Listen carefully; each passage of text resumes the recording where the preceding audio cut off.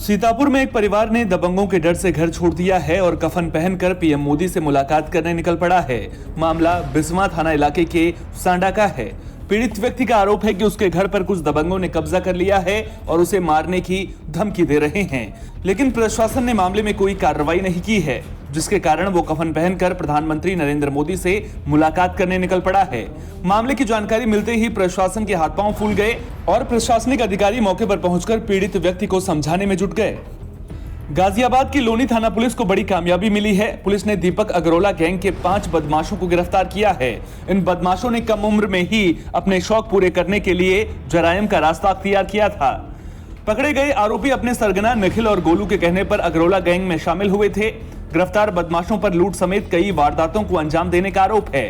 जानकारी के मुताबिक पांचों आरोपी आपस में दोस्त हैं और लोनी के आसपास के इलाकों के रहने वाले हैं। गिरफ्तार आरोपियों के पास से 3 तमंचे, 2 चाकू और लूटे हुए 32,000 रुपए बरामद किए गए हैं। पुलिस गैंग के 2 फरार बदमाशों की तलाश कर रही है। देखिए, ये थाना लोनी क्षेत्र में एक घटना हुई थी और एक टोनिका सिटी में दूसरी घटना हुई थी। ये 2 मुकदमों के संबंधित ये 5 अभियुक्त गिरफ्तार हुए थे। आज भी ये 5 अभियुक्त, इनका नाम है दीपू, मनीष, शोएब, पृथ्वी और साधु। ये 5 नई उम्र के लड़के हैं, टोनिका सिटी क्षेत्र के रहने वाले हैं और इनके 2 अन्य साथी और फरार हैं, निखिल और अंश। ये लोग भी ये सभी लड़के जो है दीपक अग्रोला गैंग के सदस्य अपने आप को बताते हैं और नई उम्र के लड़के हैं। इनके द्वारा जो 2 अभी मुकदमे प्रकाश में आए हैं, जो घटना इन्होंने की थी, एक टोनिका सिटी की और दूसरी जो है इन्होंने एक गिरी मार्केट के पास में इन्होंने दुकानदार से, जो कि मोटरसाइकिल पे जा रहे थे, लोगों को चेज करके इसी गैंग से 3 लड़कों ने उनसे छिनैती की थी, जिसमें निखिल है, अंश है और मनीष है। हाथरस में बेखौफ बाइक सवार बदमाशों ने दुकान पर सामान खरीद रहे युवक पर ताबड़तोड़ फायरिंग कर दी। मामला हाथरस जंक्शन कोतवाली इलाके के राजपुर गांव का है।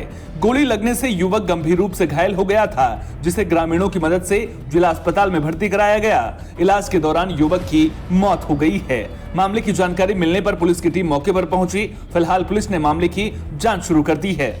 नहीं जी, मतलब समोसा की दुकान पर बैठे हुए हो और समाते ही एक बुलेट मोटरसाइकिल आवा, 3 आदमी हैं, एक सिंपल मोटरसाइकिल है और आवत गोली मारते और सीधे काम में भीतर होते हुए निकल जाते हैं। इन पर ही सीधे फायरिंग की है? हाँ, सीधी फायरिंग की है। तो इनके बाद पहले कोई रंजिश वगैरह या कुछ ऐसा मामला था? कुछ नहीं, बिल्कुल कभी पहले हुआ हो? कोई मैटर ही नहीं है। कोई न्यायालय में कोई मामला चल रहा हो 4 दिन? कुछ नहीं, बिना बेफालतू में उन्होंने गोली मार दी। कछु ना है। कुछ पता चला कौन लोग हैं? पता है कुछ? कोई जाकी तो हम कछु कह ना सकते, चौके जी तो ऐसे आदमी है, न कोई दुश्मनी न कोई रंजिश। औरैया में महिलाओं और लड़कियों की पिटाई का वीडियो सामने आया है। मामला सोहायल थाना इलाके के भभोग गांव का है। वीडियो में एक दबंग सरेआम महिलाओं और लड़कियों को पीटता नजर आ रहा है। घटना का वीडियो सोशल मीडिया पर जमकर वायरल हो रहा है। औरैया में साल 2008 में हुए पीडब्ल्यूडी इंजीनियर मनोज गुप्ता हत्याकांड में एमपी एमएलए कोर्ट ने सजा सुनाई है। जेल में उम्र कैद की सजा काट रहे पूर्व बीएसपी विधायक शेखर तिवारी और उनके 3 साथियों को गैंगस्टर एक्ट में 5-5 साल की सजा सुनाई गई है। साथ ही 8-8 हजार रुपए का आर्थिक दंड भी लगाया गया है। ये 2008 की घटना है।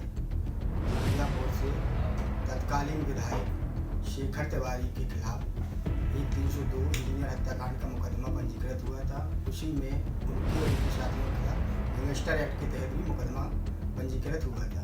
यह मुकदमा औरैया में विशेष न्यायाधीश MP MLA court Shri Sanjay Singh के यहाँ इसका विचार चल रहा था, जिसमें आज उन्हें गैंगस्टर एक्ट के तहत शेखर तिवारी, तत्कालीन विधायक और उनके 3 साथियों को दोषी ठहराते हुए 5-5 वर्ष की सश्रम कारावास और 8-8 हजार रुपये के अर्थदंड से दंडित किया गया। बीजेपी मिशन 2024 को लेकर तैयारियों में जुट गई है। झांसी के गरोठा में बीजेपी ने बूथ सशक्तिकरण अभियान के तहत कार्यशाला का आयोजन किया। जिला प्रभारी संत विलास शिवहरे ने बताया कि बूथ सशक्तिकरण को लेकर संगठन ने 10 दिनों के लिए अल्पकालिक विस्तारक हरशक्ति केंद्र पर बनाए हैं। इस दौरान सभी कार्यकर्ताओं को पार्टी की ओर से दिए गए निर्देशों को जल्द पूरा कर पार्टी को मजबूत करने की जिम्मेदारी दी गई। संभल में भीम आर्मी और आजाद समाज पार्टी ने हरियाणा की भिवानी कांड को लेकर डीएम को ज्ञापन सौंपा है और आरोपियों की जल्द गिरफ्तारी की मांग की है। बता दें कि राजस्थान के भरतपुर जिले से कथित तौर पर 2 मुस्लिम युवकों का अपहरण कर लिया गया था, जिनका जला हुआ शव हरियाणा के भिवानी में कार में मिला था। मामले को लेकर 18 फरवरी को भीम आर्मी और आजाद समाज पार्टी ने अपराधियों की तत्काल गिरफ्तारी और पीड़ित परिवार के लिए मुआवजे की मांग की थी। मामले में भीम आर्मी और आजाद समाज पार्टी ने राजस्थान और हरियाणा सरकार की कार्यशैली पर सवाल खड़े किए हैं। झांसी के गरोठा में बेतवा के मुख्य अभियंता माहेश्वरी प्रसाद ने किसानों के साथ बैठक की। बैठक का आयोजन बड़वाड़ झील परियोजना का काम पूरा होने पर किया गया। मुख्य अभियंता ने बताया कि बड़वाड़ झील से करीब 50 गांव के किसानों को सिंचाई की सुविधा मिलेगी। सिंचाई के लिए पर्याप्त पानी मिलने से किसान कम लागत में अच्छी फसल की पैदावार कर सकेंगे। ये 48 करोड़ की परियोजना थी, लेकिन इसमें कुछ कार्यों की लागत बढ़ गई थी, तो इस परियोजना को पुनरीक्षित करना पड़ा। तो पुनरीक्षित होकर के 58 करोड़ की परियोजना, और इसमें करीब 48 करोड़ व्यय हो चुका है। जो पैसा बचा है बजट, वो अगले साल व्यवस्था है बजट की, अगले वित्तीय वर्ष में, तो वो हमें। इससे कितने गांव लाभान्वित हुए हैं? इससे करीब लगभग 50-55 गांव जो है लाभान्वित हुए हैं, और 2060 हेक्टेयर इसका सिंचाई करना था। उसके अगेंस्ट हम लोगों ने इस साल करीब 5700 हेक्टेयर सिंचाई इस साल किया है। संभल से सड़क हादसे की खबर सामने आ रही है। हादसा बहजोई थाना इलाके में आगरा मुरादाबाद हाईवे पर खजरा गांव के पास हुआ।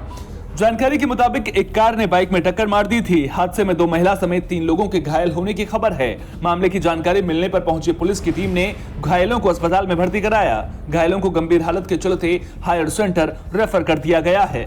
सोनभद्र के उमा महेश्वर गुप्तकाशी शिवद्वार धाम मंदिर परिसर में 9 दिवसीय विराट रुद्र महायज्ञ और रामकथा का आयोजन किया गया। 7वें दिन समूचा यज्ञ पंडाल वेद मंत्रों और हर हर महादेव के जयकारों से गूंज उठा। हरिद्वार से आए कथा व्यास राघवेंद्र आचार्य महाराज और रामजी शास्त्री लोगों को रामकथा सुना रहे हैं। शाम को आरती के साथ कार्यक्रम संपन्न हुआ।